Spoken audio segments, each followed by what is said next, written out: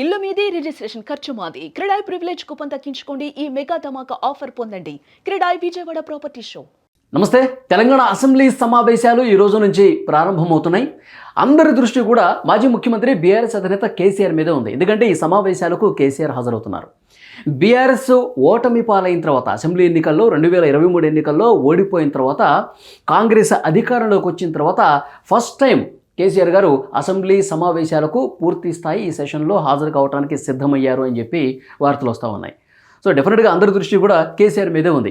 కేసీఆర్ గారు ఈ సమావేశంలో ఏం చెప్పబోతున్నారు, ఏం మాట్లాడబోతున్నారు, ప్రభుత్వం మీద ఏం కార్నర్ చేయబోతున్నారు, ఆయన ప్రతిపక్ష నేతగా అసెంబ్లీలో తన వాయిస్ని ఏ విధంగా వినిపించబోతున్నారన్నది కూడా చాలా తీవ్రమైనటువంటి చర్చనీయాంశంగా మారింది. ఎందుకంటే ఆయన గత 2 దఫాలుగా కూడా 2014లో కావచ్చు, 2018లో గెలిచిన తర్వాత కావచ్చు ముఖ్యమంత్రిగానే అసెంబ్లీలో మాట్లాడారు. కానీ ప్రధాన ప్రతిపక్ష నేతగా మొట్టమొదటిసారిగా ముఖ్యమంత్రి స్థానంలో రేవంత్ రెడ్డి గారు ఉంటారు, ప్రధాన ప్రతిపక్ష నేత స్థానంలో కేసీఆర్ గారు ఉంటారు.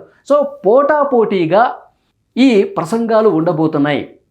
ప్రభుత్వం నుంచి రేవంత్ రెడ్డి గారు అండ్ కో మంత్రులందరూ కూడా గత పాలకులు అంటే కేసీఆర్ గారు గతంలో ఉన్నటువంటి ప్రభుత్వం మీద బీఆర్ఎస్ మీద తీవ్ర స్థాయిలో విమర్శలు చేయడానికి సిద్ధంగా ఉన్నట్టుగా తెలుస్తుంది. అనేక విషయాలకు సంబంధించి at the same time KCR కూడా మొట్టమొదటిసారిగా ప్రతిపక్ష నేత స్థానంలో ఉండి ఆయన కూడా ఈ ప్రభుత్వం ఈ 2 సంవత్సరాల కాలంలో రేవంత్ రెడ్డి గారు ఏమేం చేశారు, ఎక్కడెక్కడ విఫలం చెందారు, ఏంటి పరిస్థితి, ఇవన్నీ కూడా క్లియర్గా మాట్లాడబోతున్నట్టుగా తెలుస్తుంది. మెయిన్ ఫోకస్ మాజీ ముఖ్యమంత్రి కేసీఆర్ కృష్ణా నదీ జలాలకు సంబంధించి మాట్లాడే అవకాశం ఉన్నట్టుగా తెలుస్తుంది. ఈ ప్రభుత్వం పూర్తిగా కృష్ణా నదీ జలాలు పాలమూరు రంగారెడ్డి పథకానికి సంబంధించి ఈ ప్రాజెక్టుకు సంబంధించి తెలంగాణ ప్రయోజనాలను ఆంధ్రప్రదేశ్కు తాకట్టు పెట్టారు. ఎందుకంటే మన ప్రెస్ మీట్లో కూడా ఇదే విషయాన్ని మాట్లాడిన పరిస్థితుంది. కేవలం 45 టీఎంసీల కేటాయింపులకు రేవంత్ రెడ్డి పరిమితమయ్యాడు.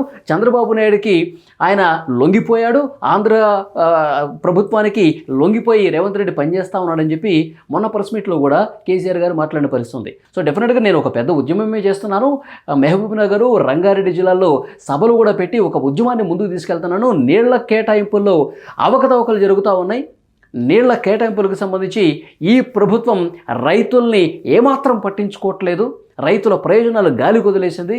సో దీని మీద ఎక్కువగా ఫోకస్ పెట్టినట్టుగా తెలుస్తుంది. ఇదే విషయాల గురించి పెద్ద స్థాయిలో ఈ అసెంబ్లీ సమావేశంలో వాడి వేడి చర్చ జరిగినట్టుగా తెలుస్తుంది. కానీ దీనికి అంతే కౌంటర్గా రేవంత్ రెడ్డి గారు కూడా తన విశ్వరూపాన్ని చూపించబోతున్నాడు.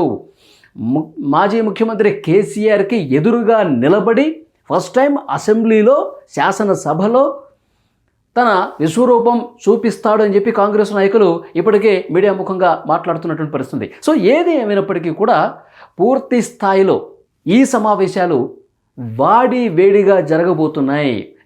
ప్రతి వ్యూహాలతో ఈ 2 పార్టీలు చాలా బలంగా ఢీ కొనబోతున్నాయి అనేది కూడా చాలా క్లియర్గా అర్థమవుతుంది. ఎందుకంటే ఇప్పటివరకు బహిరంగ సభల్లో మీడియా సమావేశాల్లో కూడా మాట్లాడుకున్నటువంటి పరిస్థితి ఉంది.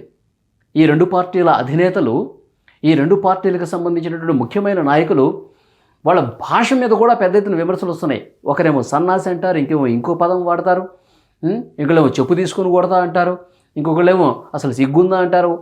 భాష పూర్తిగా మారిపోయింది. సో అలాంటి భాష మాట్లాడుకున్నటువంటి తెలంగాణ నాయకులు ఇప్పుడు నేరుగా అసెంబ్లీలో ఎదురెదురుగా నిలబడి ఏం మాట్లాడుకుంటారు, ఏ స్థాయిలో ఏం జరుగుతుంది అంటే సజావుగా జరిగే పరిస్థితుందా, ఏమైనా రసాభాస జరిగే పరిస్థితుందా, గందరగోళం జరిగే పరిస్థితుందా, సో ఎలా జరగబోతుందో తెలియదు. కానీ సో చాలా వాడివేడిగా అయితే జరుగుతుంది. 2 పార్టీల నాయకులు చాలా తీవ్రమైనటువంటి ప్రత్యారోపణలు చేసుకునే అవకాశం అయితే కనిపిస్తుంది. సో చూద్దాం, కేసీఆర్ గారు హాజరవుతున్నారు కాబట్టి పరిస్థితులు ఎలా ఉంటాయన్నది కూడా చూద్దాం.